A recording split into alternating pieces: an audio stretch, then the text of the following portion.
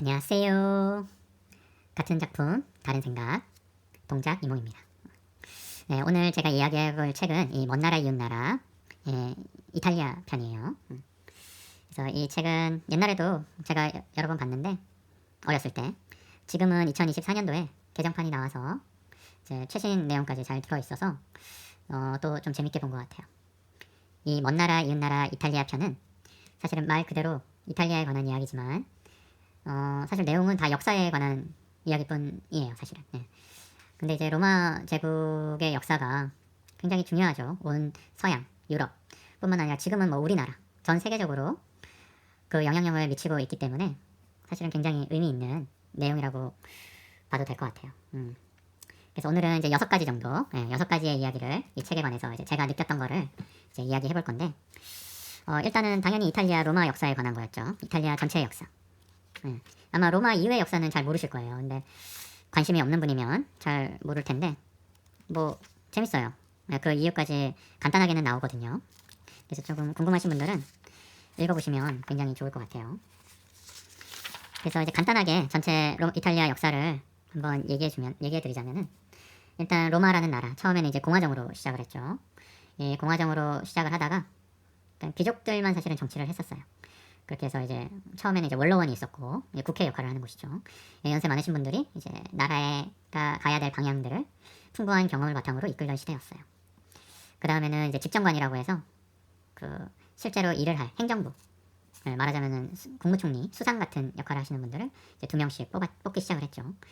이때까지는 이제 귀족들만 정치를 했어요. 하지만 이제 로마 제국이 커지면서 실제로 전쟁을 수행을 하고 세금을 내는 평민들의 목소리도 커지기 시작을 했죠. 그래서 이제 평민들의 대표, 호민관이라고 하는 평민들의 대표를 또 2명씩 뽑기 시작을 했고, 이제 평의회가 만들어지고, 그 다음에 나중에 가서는 이제 2명의 집정관 중에 이제 1명은 귀족, 1명은 이제 평민, 그렇게 해서 이제 뽑기 시작하는 시기까지 오게 돼요. 근데 이제 평민들의 목소리가 커지고 귀족들과 평민들이 이제 1명씩 뽑는다고 해도 사실 아무래도 평민들의 목소리가 다 반영되기는 어려웠죠. 그렇기 때문에 이제 귀족 세력과 평민 세력들이 격하게 이제 대립을 하게 됩니다. 거기서 결국 격렬하게 싸우게 되면은 이제 전체적으로 이제 뭔가 이제 강한 지도자를 원하게 돼요. 지금 우리나라 상황도 약간 그런 느낌이 저는 드는데, 이 두 개의 세력이 격하게 싸우게 되면은 일반 시민들 입장에서는 굉장히 피로감이 많이 발생되죠. 그래서 누군가 진짜 딱 정답을 알아서 밀어붙여줬으면 좋겠다. 지금 우리나라 사람들도 이제 그런 생각을 좀 할 거라고 생각은 들어요. 뭐 어쨌거나 저쨌거나 그렇게 독재자가 나오게 될 피한적인 그런 상황이 됐는지는 몰라도 결국 또 로마 하면은 생각나는 인물 카이사르, 영어로는 시저라고 그러죠. 뭐 주사위는 던져졌다. 굉장히 유명한 말이 있죠. 그 다음에 왔노라 보았노라 이겼노라. 참 말을 잘해요, 카이사르가. 그래서 아무튼 그 카이사르가 등장을 하면서 이제 독재 시대가 시작이 돼요. 카이사르는 황제에 오르진 않았죠. 하지만은 카이사르의 뒤를 이은 이제 아우구스투스, 옥타비아누스죠. 옥타비아누스가 이제 황제에 오르게 됩니다.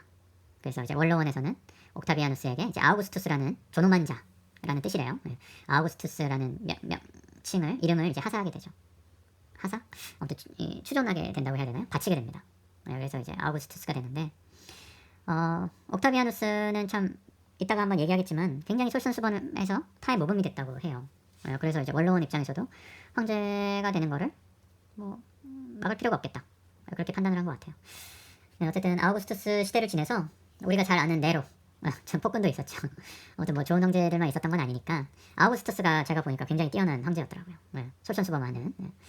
그렇게 해서 이제 그 몇몇 그런 황제 시대를 지나서 오현제라고 해서 5명의 굉장한 현명한 황제가 나와요. 그래서 그때가 이제 로마 제국의 이제 전성기가 되는 거죠.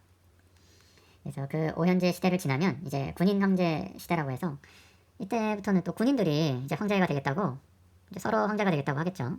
그래서 서로 죽이고 해서 50년 동안 26명의 황제가 있었다고 해요. 그만큼 혼란스럽고 이제 들고 일어나서 죽이고 암살당하고 테러하고 그러면서 지내다가 로마 시민들 입장에서도 그렇지 않습니까? 너무 황제가 자주 바뀌니까 뭔가 문제가 있다. 그래서 뭐가 문제냐 찾았더니 거기서 찾은 게 황제가 너무 한 명이라서 그렇다. 제국은 큰데 그런 판단을 했나 봐요. 그래서 황제가 이제 4명인 시대가 돼요. 그래서 그때 이제 동로마 제국, 서로마 제국 이럴 때 좀 갈라지게 되죠. 그 다음에 이제 동로마, 서로마에서도 1명은 황제, 1명은 부황제. 뭐 이런 식인데 약간 지역을 나눠서 거의 약간 동등했다고 해요. 권리는. 그렇게 해서 황제가 4명인 시대가 있다가 그 다음에 콘스타티아누스가 이제 황제가 되면서 이제 그 나머지 황제들을 다 정례를 하고 결국은 또 자기가 혼자 이제 황제가 되는 또 시대가 발생을 해요. 근데 그 사이에 뭐 이제 서로마 제국은 이게 서로마 동로마 이제 나눠서 하게 통치가 됐는데 이제 서로마 제국은 결국 이제 게르만족의 침입을 받으면서 476년에 이제 멸망을 하고 이제 동로마 제국은 1453년까지 가다가 이제 오스만 제국의 멸망을 당하죠. 그래서 일단 이탈리아 기준으로 설명을 드리면 이제 476년에 이제 로마 제국은 망하게 되고 이제 그때부터 이제 로마 땅은 이제 교황청은 있었죠. 교황청은 있었는데 그 굉장히 강대국은 없었어요. 그래서 이제 그때 이제 다음 서로마 제국에 있는 프랑크 왕국이라고 있었거든요. 프랑크의 이제 그 카를 대제, 지금의 프랑스, 독일, 이탈리아, 뭐 오스트리아 이거를 다 다스렸던 프랑크 왕국의 지배를 받게 되다가 이제 프랑크 왕국도 힘이 약해지면서 결국 그 이 이탈리아 지방은 되게 작은 도시국가들, 왕국들, 작은 왕국들 나눠져서 살았다고 해요. 그러면서 이탈리아가 이제 지중해에 반도가 툭 튀어나와 있죠. 그러니까는 뭐 하기가 좋냐면은 무역을 하기가 되게 좋았어요. 지중해를 배를 타고 다니면서 무역을 하게 되었고 그때 이제 로마가 큰 나라였으니까 동양에서 후추, 차 이런 동양의 신식 문물들이 이제 들어오면서 그 유럽 전체에 그 후추나 차 이런 수요가 굉장히 많았어요. 그래서 이제 이탈리아 상인들은 도시국가들은 이제 그런 것들 중개 무역을 하면서 우리 동방에서 그 이제 들어오는 동로마 그때는 동로마가 있을 때니까 아직은 동로마 제국에서 들어오는 그런 물품들을 이제 유럽 전역에 이제 그 갖다 팔면서 이득을 많이 취했죠. 그래서 이제 도시국가로도 잘 근근히 버텼던 것 같아요. 그리고 르네상스 시대 중세가 끝나고 이제 르네상스가 이제 근대의 시작이죠. 르네상스 시대가 이제 이탈리아 반도에서 가장 먼저 시작이 됐어요. 그게 바로 이제 동쪽에서 들어오는 신문물들을 이탈리아가 가장 먼저 빨리 받아들였기 때문에 그랬다고 해요. 그래서 이제 르네상스 시대가 시작되면서 문화, 군사력은 좀 도시국가로 나눠져 있으니까 크지 않았나 봐요. 하지만 문화적인 파급력은 커서 이제 다른 나라들, 유럽 전역으로 그런 문화가 인간 중심의 문화가 이제 퍼지기 시작을 했죠. 사실 중세 시대라고 하면 이제 기독교 중심의 이제 봉건 국가들, 그게 이제 중세거든요. 그래서 이 중세 시대에는 인간 중심이 아니라 다 신 중심이에요. 뭐가 이상이 있으면 뭐 신이 노했다. 뭐 그래서 결국 깊이 생각하려고 하지 않고 다 신 때문에 그렇다. 신이 뭐 어떻다. 그 로마 시대는 안 그랬거든요. 근데 로마 시대는 굉장히 인간 중심이고 그리스 문명이 원래 그랬죠. 그리스 문명이 이제 로마로 넘어와서 이제 로마 문명이 된 거거든요. 그래서 로마 시대는 상당히 인간 중심의 약간 그런 문화가 있었는데 이제 기독교가 들어오면서 그 기독교 얘기는 나중에 또 한번 할 거예요. 들어오면서 어쨌든 기독교 문화가 퍼지면서 이제 신 중심의 문화가 중세 시대로 한 1000년 가까이. 그러니까 476년 서로마 멸망했을 때부터 이제 근대가 시작되는 뭐 한 1400년 이때 한 1000년 동안은 중세 시대라고 해요. 그래서 그때는 발달을 못하고 있다가 이제 근대에 들어서면서 르네상스 시대가 되면서 다시 인간 중심의 또 과학, 이성적인 그렇게 해서 그때부터 또 이제 발전이 되지 않습니까? 그래서 뭐 근대 시작이 뭐 증기기관 우리 뭐 교과서 학교 다닐 때 배우지 않습니까? 증기기관이 나오면서 증기라는 게 결국 인간이 이게 과학적인 원리를 이용을 해서 된 거지 않습니까? 그래서 그런 것도 다 중세가 끝나고 근대가 시작되는 그 상징이 되었다고 해요. 그래서 그렇게 해서 이제 근대로 이제 르네상스 운동을 통해서 접어들게 되었는데 그때까지만 해도 이탈리아는 도시국가들, 작은 왕국들 그런 쪽이라서 또 교황이 이탈리아 로마에 있기 때문에 이 주변 강대국들이 서로 그 교황의 정통성을 인정받고 싶어 했대요. 그래서 프랑스, 또 스페인이 또 신대륙 발견을 하고 굉장히 커졌죠. 스페인, 그다음에 기존의 합스부르크 왕가로 유명한 오스트리아 이런 나라들이 이탈리아에서 많이 싸웠다고 합니다. 그래서 이탈리아가 굉장히 피폐해지고 그랬는데 그리고 또 중요한 게 동로마가 이제 1453년에 이제 멸망을 하면서 오스만 제국이 이제 동로마를 멸망시키면서 이 지중해를 통한 오스만 투르크가 동방의 그런 교역 이런 것들을 막아버렸대요. 유럽으로 가는 거를. 그러니까 이제 이탈리아 국가들 입장에서는 그동안에는 교역으로 돈을 많이 벌었는데 이제는 못 버는 처지가 되니까 굉장히 수입이 나라가 굉장히 약해지게 되었죠. 그런 것도 좀 있었어요. 그래서 거기에 이득을 본 사람들이 누구냐면은 바로 에스파냐, 스페인과 포르투갈이었어요. 그래서 기존의 지중해를 통한 동방 교역의 길이 막히니까 이 스페인과 포르투갈은 이 아프리카를 돌아서 또 아니면 대서양을 건너서 동양의 물품들을 가져올 수 있는 가능성을 보고 신항로를 이제 개척하게 된 거죠. 그러면서 그 스페인과 포르투갈은 이제 발전을 하게 되고 상대적으로 이 지중해 무역이 중심이었던 이탈리아는 쇠퇴하게 되고 그래서 이탈리아가 굉장히 힘든 시기를 보냈어요. 그래서 그 이후에 이탈리아 국민들은 각성하게 되었죠. 너무 어려우니까.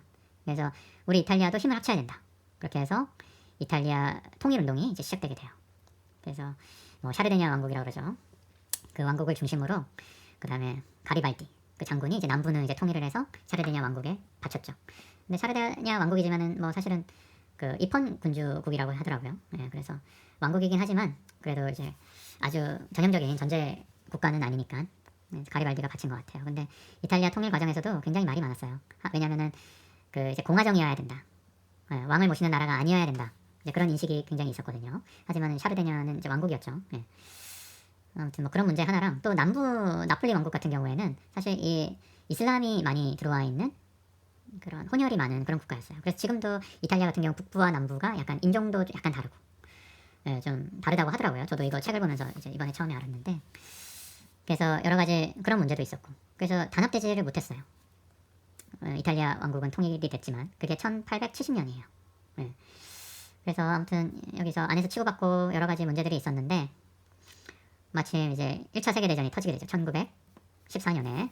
그래서 1918년까지 1차 세계대전이 벌어지게 되는데 이탈리아는 처음에는 약간 삼국 동맹 쪽에 섰다가 나중에 끝에 가서는 살짝 빼서 다시 이제 승전국에 끼게 됐어요. 그렇게 해서 1차 세계대전에서는 어쨌든 승전국이 되었는데 뒤늦게 이제 합류했고 워낙 강대국들이 많다 보니까 얻는 게 되게 미미했어요.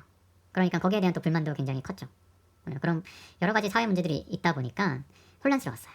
예, 그래서 아까 또 얘기했지만 나라가 혼란스러우면은 치고받고 싸우고 있으면 어떤 게 나타난다고 그랬죠? 그렇죠. 사람들은 그 피로감이 심하니까 누군가 좀 지도자가 강력한 지도자가 나와서 그런 거 자기들을 이끌어주기를 이런 혼란을 끝내주기를 좀 바라는 사람들이 이제 늘어난다고 그랬죠. 약간 그 쉽게 지치는 분들이 이제 그렇게 되는 것 같아요. 예. 그래서 결국에는 그때 등장한 사람이 바로 무솔리니입니다. 무솔리니가 결국 그 이탈리아 입헌 군주국이라고 했죠. 예, 국왕의 그냥 승인을 얻어서 이게 이탈리아 정권에 가장 힘 있는 사람으로 떠오르게 됐어요. 그래서 무솔리니 하면 이제 무슨 얘기 하려는지 아시겠죠? 이제 2차 세계대전에 히틀러, 무솔리니, 그다음에 일본 그 사람 일본, 이탈리아, 그다음에 독일이 결국은 또 2차 세계대전을 일으키게 되죠. 거기에서 이제 패망을 하게 됩니다. 결과는 다들 아시죠? 네, 그래서 무솔리니는 이제 끌려가서 이제 죽게 되고 그 국민들의 원망이 굉장히 많았어요. 그렇게 해서 그 불똥이 어디로 튀었냐면은 왕한테도 튀었어요. 왜냐면 왕이 무솔리니한테 그 인정을 해줬으니까. 그래서 그걸 계기로 그 이탈리아 왕은 추방됩니다. 프랑스로 추방돼요. 그래서 뭐 1970년대에 이제 돌아오게 되었는데 그때 전까지는 이탈리아 땅을 밟을 수도 없었다고 해요. 뭐 어쨌든 그렇게 해서 뭐 그 무솔리니가 이후에 2차 세계대전 이후에 이탈리아는 다시 힘을 키워서 그래도 지금은 또 강대국이 되었죠. 그래서 뭐 G20, G7 하면은 이탈리아가 들어가게 되죠. 예, 그만큼 아무튼 회복이 됐습니다. 그렇게 해서 이탈리아 로마서부터 지금 이제 G7 이탈리아까지 지금 그 과정을 간단하진 않았지만 어쨌든 최대한 간단하게 설명을 해드렸어요. 그 다음에 이제 이 과정 중에서 이제 얘기하고 싶은 거는 이제 다음 얘기하고 싶은 거는 이제 그라쿠스 형제의 개혁에 관한 얘기예요. 그라쿠스 형제는 이제 호민관입니다. 네, 그래서 옛날 고대 로마, 그러니까 공화정 시절이죠. 이제 카이사르가 나타나기 전, 네, 그 시대에 이제 그 귀족 위주로 되어 있는 법과 정치 문화에서 이제 평민들의 목소리를 대변하기 위한 정치를 개혁을 했어요. 그래서 세금을 많이 귀족들한테 세금을 걷어서 이제 그 평민들한테 뭐 곡식들을 빌려주고 또 평민들이 좀 어느 정도 좀 살 수 있도록 많은 혜택을 주고 이런 개혁을 했었는데 개혁의 강도가 좀 세고 좀 급진적이다 보니까 귀족들의 미움을 샀어요. 그래서 결국 암살당합니다. 사람들 많이 보는 데서 암살을 당해요. 네, 그렇게 해서 근데 이제 그라쿠스 동생이 근데 뜻은 좋으니까 그라쿠스를 따르는 사람들이 많았거든요. 그래서 그 이후에 그라쿠스의 형제 중에 동생이 또 이제 그 형의 뜻을 이어서 정책을 피려고 했는데 그 동생도 결국은 도망다니다가 결국 자결을 하고 끝이 안 좋았어요. 그래서 이거를 보면서 저는 좀 이게 너무 급진적이고 너무 빠른 개혁을 하면 이런 반대 세력도 강해지는구나 이런 생각을 했거든요. 그래서 지금 사실 이재명 정부도 개혁을 좀 빠르게 하고 있어요. 특히 이제 부동산 정책이 좀 걱정이 되는데 이제 지방선거가 끝나면 굉장히 부동산 세금을 많이 걷겠다고 지금 공언을 한 상태예요. 그래서 그것도 좀 점차적으로 해야 되지 않을까. 안 그러면 이재명 대통령이 아무리 좋은 뜻으로 개혁을 한다고 해도 속도 조절을 제대로 하지 못하면 끝이 좋지 않지 않을까. 뭐 이런 생각을 잠깐 해봤습니다. 그게 이제 두 번째고, 세 번째는 이제 카이사르의 죽음에 대해서예요. 카이사르가 굉장히 정치 감각이 뛰어났던 것 같아요. 그래서 결국에는 뭐 폼페이우스, 그다음에 그라쿠스, 뭐 이제 그 쟁쟁한 실력자 카이사르까지 3두 정치를 했죠. 1차 3두 정치. 거기서 이제 다른 경쟁자들을 다 물리치고 본인이 집권을 하고. 근데 폼페이우스를 죽일 때에도 본인이 죽이진 않았어요. 이집트로 도망갔을 때 폼페이가 이제 이집트에 도망갔을 때 이집트를 잡으러 이제 군대를 파견했는데 이집트 내에서 이제 폼페이우스에 반대하는 세력에 의해서 폼페이우스가 암살을 당했거든요. 그랬더니 카이사르가 그때 그 폼페이를 죽인 사람을 죽였어요. 자기는 폼페이우스는 굉장한 로마의 영웅이고 자기는 피치 못해서 전쟁을 했지만 폼페이를 죽일 생각은 없었다. 근데 네가 왜 그 영웅을 왜 죽이냐? 그러면서 이제 그 사람을 죽이고 그 폼페이우스의 동상을 만들어줘요. 그러면서 이제 너무 눈물을 흘리죠. 이게 굉장한 정치적인 쇼거든요. 사실 카이사르가 폼페이를 살려둘 수는 있겠지만 아무튼 정권은 권력은 본인이 쥐었을 거 아닙니까? 그럼에도 불구하고 그런 폼페이우스를 굉장히 존경하고 동상까지 세우고 그런 쇼를 했다는 거는 이건 정치적인 밑바탕 계산이 있는 거였거든요. 그래서 자기도 로마의 영웅이고 폼페이도 자기 영웅이고 그래서 어떻게 보면 폼페이우스를 높이는 게 자기를 높이는 것도 되고 그런 정치적인 계산이 있었어요. 분명히. 아무튼 굉장히 정치적인 능력이 뛰어났던 정치인인데 결국 황제는 되진 않았죠. 공화정의 국가니까. 그래서 굉장히 그런 거는 부담스러워했던 것도 정치적인 감각이 뛰어났던 거예요. 하지만 결국 그 독재자의 역할을 실질적인 독재자였으니까 그런 반발을 사서 결국 신임하던 부하 브루투스에 의해서 암살을 당하게 되죠. 그래서 그 다음에 이제 또 혼란 속으로 들어간 거를 이제 아우구스투스 옥타비아누스가 이제 수습을 하게 되는데 참 여기서 참 느껴지는 게 우리나라 박정희 대통령 생각이 많이 났어요. 박정희 대통령도 결국 쿠데타로 어쨌든 정권을 잡고 19년간 독재 정치를 폈죠. 굉장히 잘했어요. 박정희 대통령이 그래도 제가 그 전편 스위스 편에서 얘기한 그 가난한 국가의 그 악순환을 잘 끊었어요. 박정희 대통령이. 그래서 우리나라가 먹고 살 만큼 하게 되었는데 이 독재라는 거에 대한 반발감이 일반인들한테는 굉장히 좀 많이 있는 것 같아요. 그래서 그래도 박정희 대통령은 19년 동안 독재를 하다가 신임하던 중앙정보부장인 김재규의 총에 맞아 죽게 되었죠. 근데 카이사르는 독재자가 된 지 3년밖에 안 됐어요. 그러니까 우리나라가 그 동양에 있다 보니까 좀 더 오래 버틴 것 같고 3년 만에 어쨌든 브루투스에 의해서 암살을 당하게 되고 신임하는 부하에게 암살당하고 그래서 이 두 사람이 참 비슷한 것 같아요. 근데 또 비슷한 점은 카이사르가 그만큼 잘했잖아요. 그러니까 브루투스가 그 다음 정권을 잡지를 못해요. 누가 잡냐? 결국 옥타비아누스가 카이사르의 양자였던 옥타비아누스가 어린 나이지만은 수습을 해서 2차 3두 정치를 거쳐서 결국 아우구스투스 황제에 오르게 되죠. 그런데 김재규도 마찬가지예요. 중앙정보부장이었던 김재규가 그 박정희 대통령을 암살을 했지만 박정희 대통령이 굉장히 잘했던 부분들이 많았지 않습니까? 그래서 그런 것 같아요. 그래서 제 생각에는 김재규가 뭐 물론 행동을 잘못해서 그 빠르게 수습을 못한 것도 있지만은 박정희의 후광도 있다고 생각을 해요. 저는 그렇게 해서 결국은 그 전두환이라는 중앙정보부장이 아니죠. 그때는 그 사령관, 기무사령관, 기무사령관 맞죠? 갑자기 헷갈리네. 아무튼 기무사령관이었던 그 전두환 대통령이 12.12 사태를 일으키면서 서울의 봄 영화 보셨죠? 그래서 김재규도 제압하고 정승화 그 육군 참모총장도 제압을 해서 결국에는 전두환이 대통령이 되었어요. 비슷하죠. 그래서 저는 참 이런 부분들이 참 비슷하다고 생각을 해요. 그거를 좀 느꼈어요. 그게 이제 세 번째 얘기 생각났던 거고요. 네 번째는 바로 그 옥타비아누스, 아우구스투스 황제에 대한 거예요. 네 번째. 아우구스투스라는 사람이 굉장히 어린 나이지만 정치적 감각이 굉장히 뛰어났다고 생각을 해요. 그리고 굉장히 솔선수범을 하고 원로원도 존중해주고 그래서 그동안 뭐 카이사르가 원로원은 어느 정도 좀 무시를 했겠죠. 독재자다 보니까. 근데 아우구스투스는 그러지 않았어요. 그래서 그 솔선수범하고 그 도덕적으로도 굉장히 뛰어났대요. 그래서 아우구스투스의 딸이 뭐 어떤 잘못을 저질렀는데 그거를 솔선수범해서 좀 딸인데도 불구하고 어느 정도 처벌을 한 것 같습니다. 그 사람들이 얼마나 인상적이었겠어요. 그쵸? 그렇게 안 해도 되는데. 그리고 원로원에도 되게 잘 협조적인 모습을 보이고 그 원로원도 이제 뿅 간 거죠. 그래서 사실 아우구스투스가 그래서 그 존엄한 자라는 아우구스투스 그런 명칭도 받게 되고 굉장히 훌륭한 황제였던 것 같아요. 그래서 이 아우구스투스를 통해서 저는 정치란 무엇인가 이런 생각을 좀 해봤어요. 정치라는 거는 결국 사람들을 다루고 설득하는 기술. 설득이 어렵다면 최소한 납득시킬 수는 있는 그런 기술. 그게 정치인 것 같아요. 그래서 정치라는 게 결국 권력을 휘두르는 거 아닙니까? 그래서 어떤 법을 만들고 자기가 원하는 방향으로 뭔가를 집행을 하려고 하는데 사람들이 거기에 설득되지가 않으면 최소한 납득하지 못하는 정책이면은 반발을 산다는 거죠. 하지만 똑같은 정책을 추진을 해도 이 일반 대중들 50% 이상의 대중 여론을 납득시킬 수가 있으면 그거는 되는 거예요. 그런 게 정치력인 것 같아요. 이제 똑같은 정책을 집행을 해도 그 그라쿠스 형제는 좋은 뜻이지만 많은 사람들을 납득시키지 못했다고 저는 생각을 해요.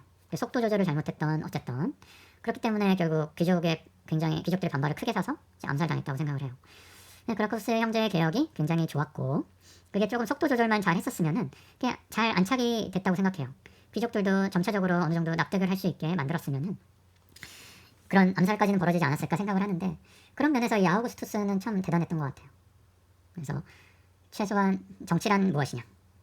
다른 사람들을 납득시킬 수 있는 기술이다. 설득까지는 아니더라도 설득되면 좋죠. 근데 설득까지는 아니더라도 그냥 납득한다. 그래 이해 그 정도는 할 수 있어. 그 정도만 돼도 굉장히 훌륭한 정치력을 발휘했다고 생각을 하거든요. 그래서 아우구스투스를 통해서 그런 정치에 대해서 한번 생각을 해봤고 그 정치적인 힘은 어디서 나오느냐? 솔선수범과 도덕성. 거기서 나오는 거 아닌가? 그리고 또 세 번째 또 지금 방금 생각이 나는 건데 신상필벌. 잘한 거는 칭찬에 상을 주고 나쁜 거는 공정한 잣대로 벌하는 거. 이런 데서 이 정치력이 나온다고 생각이 들어요. 납득할 수 있는 무언가 다수를 납득할 수 있는 정치력이 거기서 나온다는 생각을 했어요. 그게 이제 네 번째. 그다음에 이제 다섯 번째는 바로 로마는 어떻게 대제국이 되었나. 로마 영토가 굉장히 크지 않았습니까? 그 시절에는 교통 그다음에 전화가 있는 것도 아니고 내 이런 명령이 황제의 명령이 거기까지 전달이 되고 이런 게 굉장히 어려웠을 거란 말이에요. 그런데도 어떻게 지금도 참 다스리기 힘들 정도의 영토의 넓이를 로마는 얻게 되었나. 그거에 대해서 이제 얘기해 볼 거예요. 다섯 번째는. 그래서 가장 핵심적으로 이 얘기하는 거는 여러 가지 원인이 있겠죠. 그 중에서 첫 번째는 바로 관용적인 정책 때문이었어요. 이 로마라는 나라는 굉장히 다른 나라 문화를 받아들이는데 주저함이 없었습니다. 그리고 자기 문화들도 있죠. 로마의 문화도 있고 상대방의 문화도 존중을 하고 맛있는 음식이 있으면 이거 우리도 만들어 먹어봐야겠다 해서 도입하기도 하고. 근데 로마의 문화의 힘이 가장 발전돼 있다 보니까 다른 사람들은 다른 정복지 문화들은 로마 문화를 보고 뿅 강하게 반하게 되는 거죠. 그래서 로마인이 되는 거를 또 로마 문화 받아들이는 거를 나쁘게 생각하지 않았어요. 서로 이제 관용을 열린 마음으로 다가가는 거죠. 그래서 로마가 대제국이 된 핵심 키워드는 바로 관용이라는 생각이 들어요. 그래서 다른 지역 로마 사람이 아닌 다른 지역에서 온 사람이라도 인정해주고 로마 시민이면은 세금 내고 국방의 의무를 지면은 시민권을 줬어요. 그렇게 함으로써 차별받지 않고. 그래서 어떤 일까지 있었냐면은 로마 시민이 아니더라도 로마 제국의 황제가 되는 사람들이 많았어요.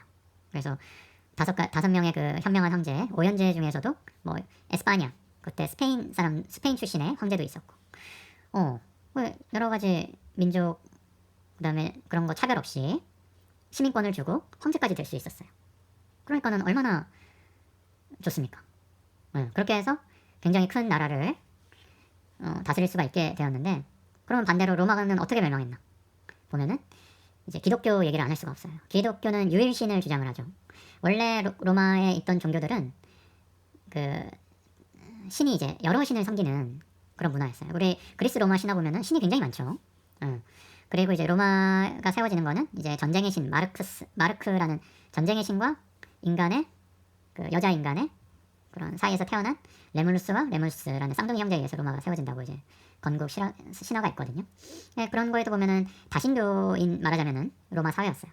그러니까 기독교도 상관없어. 포용을 했단 말이에요, 로마가. 근데 이제 기독교는 유일신이다 보니까는 다른 신들은 다 인정을 하지 않는 거예요. 그러니까는 처음에는 로마 입장에서는 저기는 이제 마르크라는 전쟁의 신의 그 국가인데 인정하지 않으니까 얼마나 황당해요.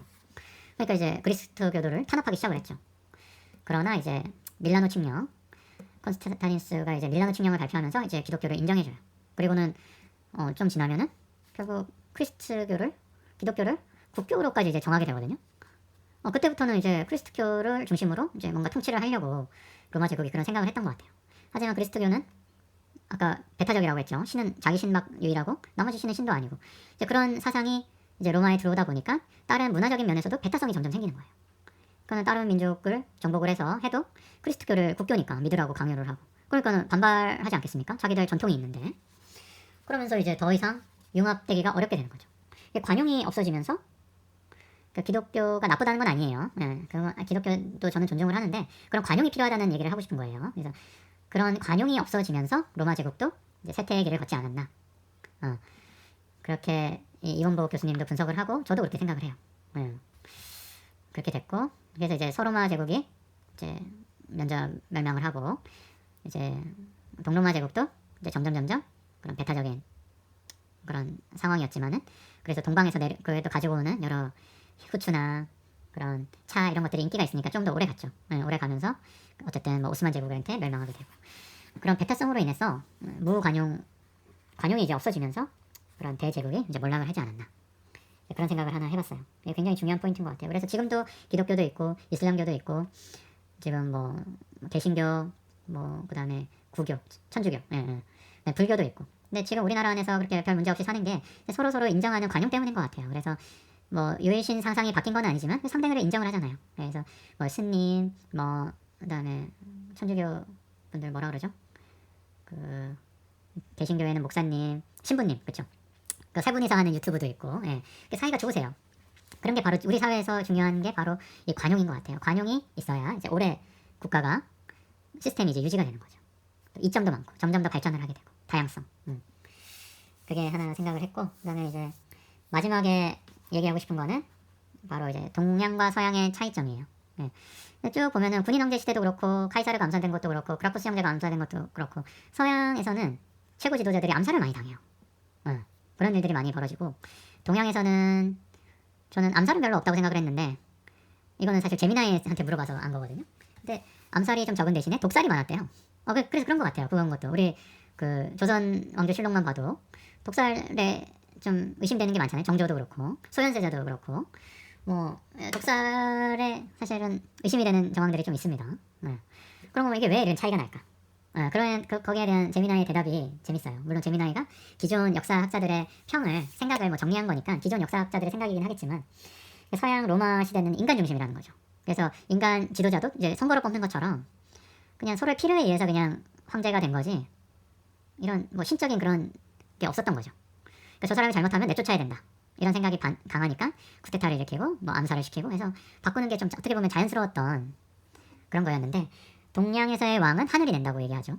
그래서 뭐 왕권 신수설 뭐 이런 것도 있고 그러다 보니까 저 사람을 대놓고 백주대낮에 대놓고 죽이기는 좀 잘못했을 때 뭔가 좀 찝찝하죠. 찝찝한 느낌이 있단 말이에요. 그러니까 뭐 연산군, 광해군을 몰아냈어도 바로 죽이기는 좀 찝찝해. 왜냐면은 뭐 하늘이 내린 사람이니까. 그런 게 있단 말이에요. 그러다 보니까는 독살 위주로. 물론 그렇게 내쫓을 때도 있지만 그냥 조용히 독살시키면서 이제 다음 왕이 이제 올라가게 하는 게 자연스러웠던 그런 권력 교체였던 거죠. 거기서 좀 무릎을 또 탁 쳤어요. 그런 면도 있구나. 아무튼 그런 생각을 좀 했어요. 그리고 아까 뭐 이탈리아 출신 그 유명 TV에 나오시는 분 얘기를 했는데 그분이 이탈리아에 대한 자부심 굉장히 강한 게 이제 하나는 이제 이탈리아의 그 찬란했던 로마 문화, 로마의 법, 로마의 정치 체계 이게 지금까지도 내려오고 있으니까 미국, 우리나라 미국이 사실은 특히 그래요. 상원, 하원으로 나눠져 있던 것도 그렇고 그다음에 법도 근데 모든 법은 사실 로마 법에서 거의 시작됐다고 보거든요. 그거 이제 나폴레옹이 조금 고친 나폴레옹 법정 이 법전 그 두 개를 근간으로 해서 모든 법이 이제 나온다고 생각을 해요. 평가를 해요. 그래서 자부심을 가질만 하죠. 그러니까 그것도 당연히 하나가 있는데 또 하나는 그 1476년 서로마 제국이 멸망을 하면서부터 1870년 통일 이탈리아 왕국 그 사이까지가 이탈리아가 사실은 굉장히 후진국으로 여러 나라로 나눠져 있고 굉장히 천대를 받았어요. 그 울분이 좀 같이 있는 건 아닌가. 우리가 계속 못 사는 사람이면은 그냥 나 지금도 못 살아도 뭐 상관없어. 뭐 특별히 별로 불만이 없거든요. 계속 잘 사는 사람이면 또 그런 것도 없어요. 근데 우리 집이 잘 살았는데 사업이 어려워져서 망했어. 그러면 옛날 생각이 너무 많이 난다. 우리 옛날에 잘했는데. 학생 때 공부 되게 잘했던 애가 막상 사회에 나와서 돈을 많이 못 벌어요. 그러면은 나 옛날에 왕년에는 말이야. 나 잘 나갈 때는 말이야. 나 때는 말이야. 이게 사실은 그런 얘기가 안 나올 수가 없거든요. 사람이면. 그러니까 이 이탈리아 이 친구도 그래서 그런 거 아닌가. 옛날 그 찬란했던 로마 문명에 비해서 중세시대 때 너무 좀 힘들었던 거죠. 그 다음에 이제 근대 르네상스를 거치면서 아무튼 지금의 잘 사는 이탈리아가 됐는데 그것 때문에 자부심이 그때 어려울 때가 있었기 때문에 자부심이 더 다른 나라 친구들보다 더 센 거 아닌가. 그런 생각을 좀 들었어요. 그래서 이건 뭐 웃자고 한 얘기니까 그분이 뭐 잘못됐다 이런 얘기는 아니에요. 그냥 제 생각에는 그렇다. 뭐 그런 얘기가 있었습니다. 그래서 아무튼 이제 재밌게 잘 읽었고 이제 먼 나라 이웃 나라 이탈리아 편 얘기하고 싶은 한 6가지 그 이제 이탈리아 분 얘기까지 하면 7가지인데 아무튼 잘 재밌게 했어요. 여러분들도 한 번씩 가보세요. 재밌습니다. 자 이제 마치도록 할게요. 안녕.